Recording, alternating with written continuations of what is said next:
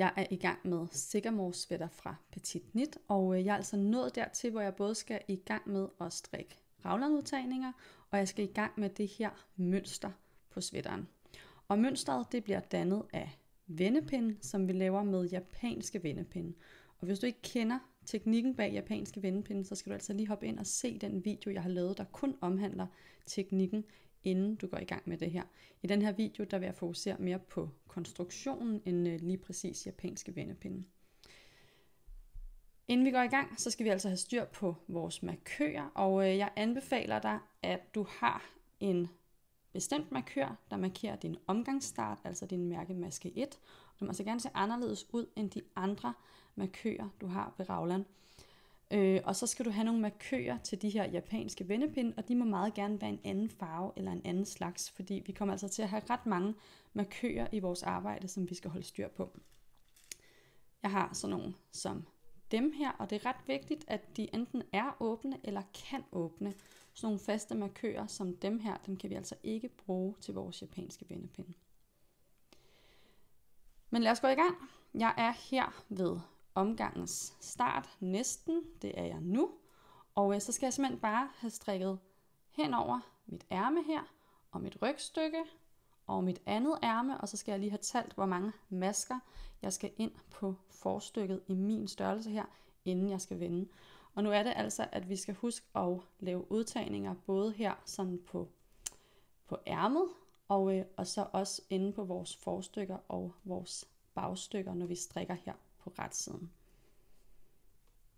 Så er jeg henne, hvor jeg skal vende første gang. Jeg er inde på mit forstykke her. Og hvis vi lige skal kigge på, hvad jeg har lavet, bare lige så vi er sikre på, at vi kommer godt fra start, så har jeg jo min mærkemaske 1 her, min omgangsstart, hvor jeg startede, lavede udtagning på ærmet, strikker hen til mærkemaske 2, hvor jeg lavede udtagning på ærmet og udtagning på rygstykket. Mærkemaske 3, hvor jeg lavede udtagning på rygstykket og udtagning på ærmet. Og min mærkemaske 4, hvor jeg har lavet udtagning på ærmet og udtagning på forstykket. Så jeg har altså lavet 7 udtagninger, talt masker ind her på forstykket og er nu, hvor jeg skal vende. Så nu skal jeg strikke vrang tilbage til mærkemaske 3. Så vi går lige tilbage her og siger, at det var mærkemaske 4. Så var det her mærkemaske 3, den der sidder mellem ærme og rygstykke. Og så skal jeg have talt masker ind på rygstykket, sådan så at jeg kan se, hvor at jeg skal vende næste gang på vrangsiden.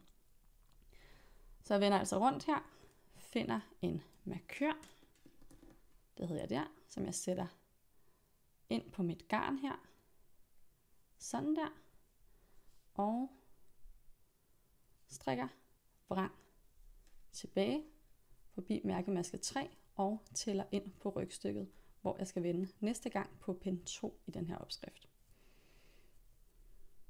Så er jeg færdig med min pind 2 her fra vrangsiden af. Jeg er inde på mit rygstykke og har altså talt ind hen til, hvor at jeg skal vende her for anden gang.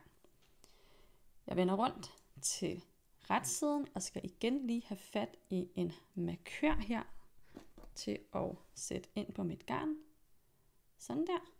Og så skal jeg simpelthen bare strikke ret tilbage til mit forstykke, og på retsiden der skal vi jo huske at have lavet raglanudtagninger.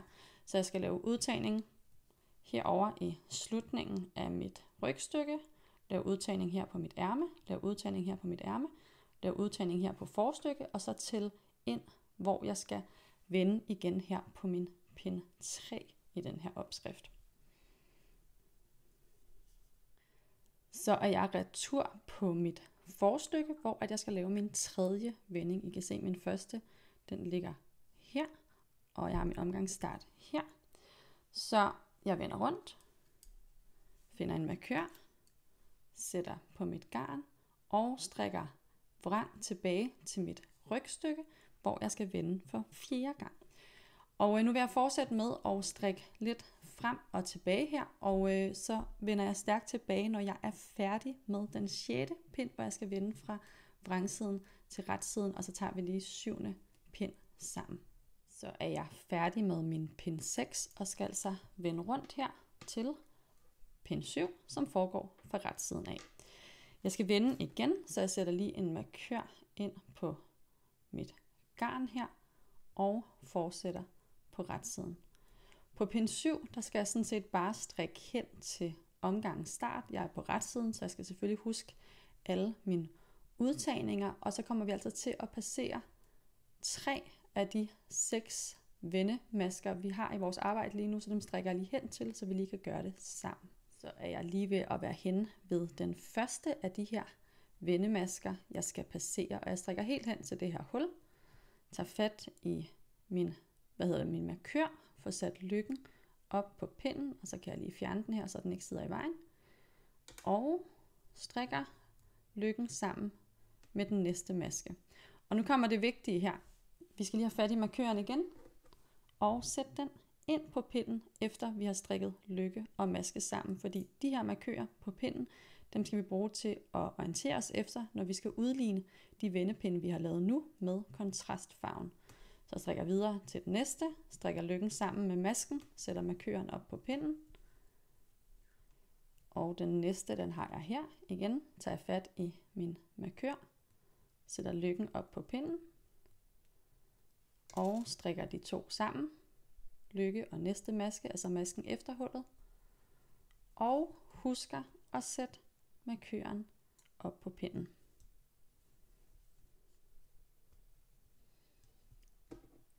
Det var den sidste af de her vendemasker, der skulle strikkes, så nu fortsætter jeg bare hen til omgangens start, og der skal jeg selvfølgelig lige huske at lave en udtagning, 2 masker før omgangens start. Jeg siger det bare, fordi jeg måske selv glemte det første gang, jeg strikkede den her sweater. Sådan der, så er jeg retur ved omgangens start. Så skal vi have brudt det her garn, og det gør jeg lige sådan der. Og så skal vi have flyttet vores masker rundt, sådan så at vi kan sætte nyt garn til hende. Jeg tror det er 5 masker før vores tredje af de her mærkemasker. Nu har jeg flyttet lidt rundt på mine masker, således at jeg er endt henne 5 masker før min mærkemaske 3. Jeg er altså på rygstykket her. Lige nu der har jeg 3 af de her vendemarkører siddende i mit arbejde, som ikke er blevet strikket endnu på rygstykket, og jeg har 3 på forstykket, som sidder oppe på pinden.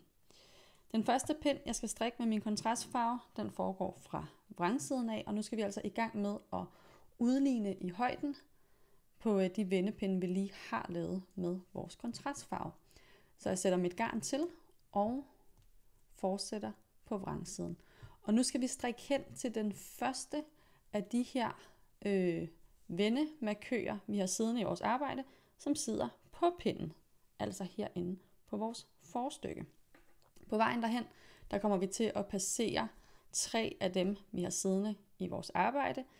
Vi løfter dem op, strikker dem og husker selvfølgelig at sætte markøren op på pinden, fordi at vi skal bruge dem til at orientere os efter, mens vi laver de her udlignende vendepinde. Så jeg strikker hen til den første her. Og når vi strikker dem på vrangsiden, så skal vi lige huske at vende denne her maske. Sådan der. Og så løfter jeg den op på min pind. Strikker de 2 drejede vrang sammen. Sådan der. Og husker lige at få sat markøren op på pinden. Det vil jeg gøre med de næste 2 også, og så vil jeg fortsætte ind på mit forstykke, indtil at jeg møder den første vendemaske markør på min pind. Nu har jeg bevæget mig ind på mit forstykke her, og er næsten henne ved den første af de her markører, som jeg har siddende på min pind.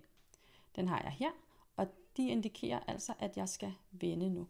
Så her hvor vi udligner, der er ikke så meget tællearbejde. Vi strikker bare hen til vi møder en markør på vores pind, tager den af, sætter den ind på garnet og vender. Strikker videre. På retsiden husker vi selvfølgelig at lave vores udtagninger til raglan, og så fortsætter jeg bare her. Der skulle være en udtagning der. På retsiden indtil at jeg møder en vendemarkør på min pind igen på mit rygstykke. Og sådan fortsætter jeg frem og tilbage, indtil at jeg har strikket hen til alle de markører, som jeg har siddende på min pind, og så er jeg altså færdig med de udlignende vendepinde. Så nu tror jeg faktisk, at vi har fået ret godt styr på teknikken på de her vendepinde, og så kan jeg sige, at det er altså dem her på bærestykket, der er de værste, så når de er overstået, så kan du altså ånde lettet op og tage det lidt mere med ro, når du skal i gang med dem på kroppen.